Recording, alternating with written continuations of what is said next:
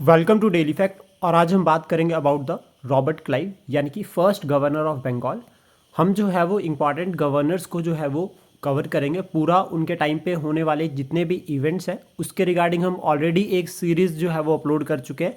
हमारे जो YouTube channel है उसके ऊपर एक प्लेलिस्ट जो है वो सेपरेट से बना रखी है, गवर्नर जनरल और उनके टाइम में होने वाले जितने भी इंपॉर्टेंट इवेंट्स हैं। प्रीलिम्स के लिए ये सीरीज़ है, कोई भी इवेंट जो है वो यहाँ पर जो है वो हमने मिस नहीं किया है। और आज हम बात करेंगे रॉबर्ट क्लाइव के बारे में। तो रॉबर्ट क्लाइव जो है, या क्लाइव ऑफ इंडिया भी इनको कहते हैं, 1754 से लेकर 1767 तक के बीच का जो टेन्योर रहा है, इस फेज़ में जो है वो क्लाइव जो है वो डोमिनेट रहते हैं।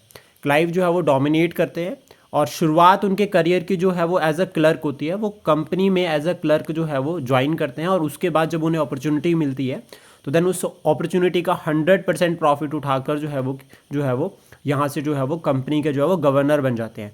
अब यहाँ पर कंपनी का गवर्नर कहें, बंगाल का गवर्नर कहें या फोर्ट विलियम, तो ये याद रखना एक नाम और भी आता है, वो आता है फोर्ट विलियम। तो ये जो फोर्ट विलियम है, कलकत्ता को जो है वो फोर्ट विलियम कहते थे, ये याद रखना। और साथ में आपको कमेंट बॉक्स में बताना है कि फिर फोर्ट सेंट जॉर्ज जो है वो कौन सी जगह को कहते हैं। रॉबर्ट क्लाइव की अगर हम बात करें, 1725 से लेकर 1774 के बीच का जो टर्म रहा है, मतलब इनकी जो पूरी लाइफ फेज रही है, उसमें जो है वो इन्होंने सबसे पहले शुरुआत की थी एज अ क्लर्क, ठीक है। उसके बाद इनकी इन्वॉल्वमेंट जो है वो 2 बैटल्स में रही है। अगर हम बात करें कंसोलिडेशन की फेज़ की, कि इन्होंने क्या किया है कि जो कंसोलिडेट किया है ब्रिटिश रूल को इन इंडिया में या बंगाल में, तो उसमें जो है वो इनका रोल 2 इंपॉर्टेंट बैटल्स में रहा है। एक बैटल में खुद इन्वॉल्व थे और दूसरी बैटल में ये बाद में, बैटल होने के बाद में जो है वो भारत में आए। तो अगर हम फर्स्ट बैटल की बात करें यानी कि बैटल ऑफ प्लासी 1757, ये बहुत इंपॉर्टेंट है, याद रखना बैटल ऑफ प्लासी। ये जो बैटल है ये सिराजुद्दौला ऑफ बंगाल यानी कि जो नवाब था सिराजुद्दौला बंगाल का, उसके बीच में, plus east India company versus east India company, ये जो है वो बैटल हो रखी है, याद रखना। इसमें जो है वो क्लाइव जो है वो डिप्लोमेटिक स्किल्स के थ्रू जो है वो जीतते हैं। ये बैटल जो है वो वॉर फील्ड पर नहीं हुई है, याद रखना, डिप्लोमेटिक स्किल्ड बैटल है ये। क्लाइव की डिप्लोमेसी की विक्ट्री होती है यहाँ पर, और इससे जो है वो बंगाल में जो है वो ईस्ट इंडिया कंपनी का जो है वो राइज होता है। बंगाल में ईस्ट इंडिया कंपनी जो है वो यहाँ से राइज करती है, ये याद रखना। इसके बाद जैसे पहले मुगल एम्पायर में किंग मेकर्स थे नॉबल्स, जो नॉबल्स वफादार थे वो किंग मेकर्स थे मुगल एम्पायर में आफ्टर द औरंगज़ेब। यहाँ पर जो है वो बंगाल में जो है वो यहाँ से किंग मेकर बनते हैं east India company. East India company जो है वो मीर जाफ़र को जो है वो, मीर जाफ़र पर्सनैलिटी, उसको जो है वो बंगाल का नवाब बनाती है, ये याद रखना। देन उसके बाद यहाँ पर नेक्स्ट जो बनते हैं मीर कासिम को बनाती है, फिर अगेन जो है वो मीर जाफ़र को बनाती है।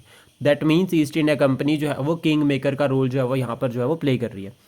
फिर दूसरी बैटल की अगर हम बात करें जिसमें इनका रोल रहा है वो है बैटल ऑफ बक्सर, यानी कि 1764 में ये बैटल हो रखी है between Shujauddaula of Awadh, Shah Alam emperor, Mughal Shah Alam second Mughal emperor, और मीर कासिम जो था बंगाल का नवाब। इन तीनों के, ये तीनों एक साइड और दूसरी साइड पे ईस्ट इंडिया कंपनी।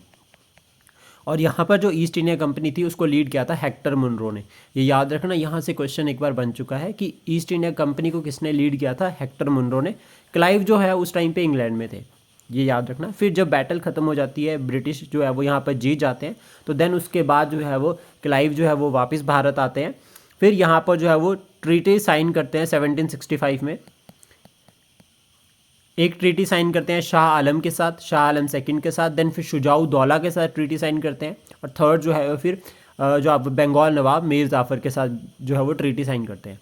तो इन ट्रीटीज़ की वजह से जो है वो कंसोलिडेशन जो है वो स्टार्ट होती है ब्रिटिश इंडिया में, मतलब ब्रिटिश इंडिया के लिए जो फर्स्ट जो एडमिनिस्ट्रेटिव या पॉलिटिकल स्टेप था वो ये ट्रीटी थी, ट्रीटी ऑफ इलाहाबाद। यहाँ से जो है वो पॉलिटिकल रूल जो है वो इनडायरेक्टली शुरू होता है। क्लाइव क्या करते हैं, डुअल गवर्नमेंट के नाम पे दीवानी और निज़ामत, इन दोनों को इनडायरेक्टली कंट्रोल कर लेते हैं बंगाल की। दैट मीन्स पॉलिटिकल रूल शुरुआत होती है इनडायरेक्टली, ये याद रखना, बहुत इंपॉर्टेंट है।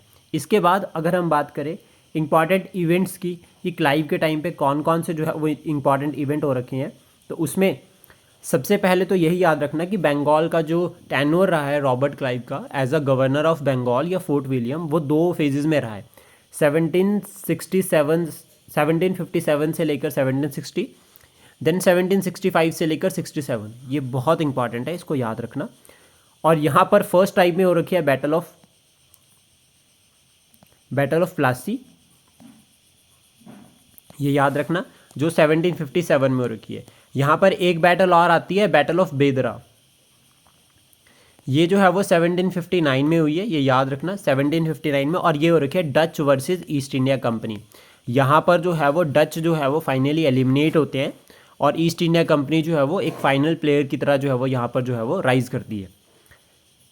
मीर जाफ़र करप्टेड था, तो देन मीर जाफ़र को रिप्लेस करके इसने बना दिया मीर कासिम को, तो ये याद रखना।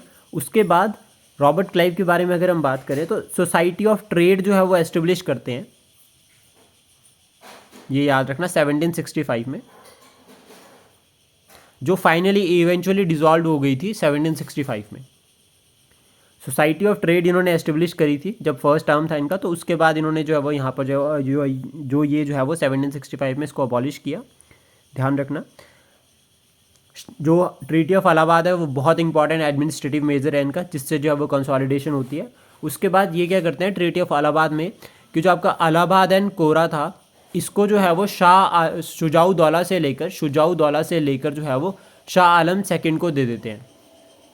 शाह आलम सेकंड को बोलते हैं कि आप जो हो इलाहाबाद और कोरा को सरेंडर करते हैं अपना शुजाउद्दौला से, और फिर ये कहते हैं कि आप क्या करो, यहाँ पर शाह आलम सेकंड को कहते हैं कि आप जो हो इलाहाबाद में आकर रहो, क्योंकि उस टाइम पे फियर था अफ़गान रेड्स का। अफ़गान जो है वो अटैक करते थे, तो उसका खतरा भी था दिल्ली को, तो इस वजह से जो है वो ब्रिटिशर्स ने कहा कि हम आपको प्रोटेक्ट करेंगे, आप इलाहाबाद में आकर रहो। इनडायरेक्टली कंट्रोलिंग, मतलब इसका मतलब हुआ कि इनडायरेक्ट जो है वो कंपनी जो है वो पॉलिटिकली जो है वो कंट्रोल करना शुरू कर दिया। और अवध को जो है वो एज अ बफर जोन बनाते हैं अगेंस्ट मराठा रेड्स, की जो मराठास फ्रिक्वेंटली नॉर्थ में रेड करते थे उसके, प्लस साथ में अफ़गान। तो ये अफ़गान दो को चैलेंज करने के लिए वो इन दो को एड्रेस करने के लिए जो है वो बफर जोन की तरह जो है वो अवध को यूज़ करते हैं, ये याद रखना।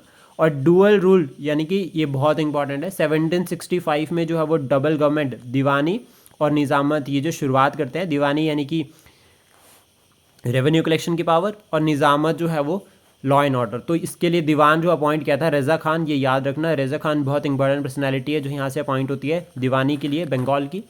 उसके बाद इंपॉर्टेंट फैक्टर ये है कि ये जो डुअल गवर्नमेंट शुरू की थी इसने, इसको जो है वो अबॉलिश किया, अबॉलिश्ड बाय वॉरेन हेस्टिंग इन 1773, ये याद रखना। So this is about the Clive. अगर आपको अच्छा लगा हो तो please support, share and subscribe daily fact. Thank you for today.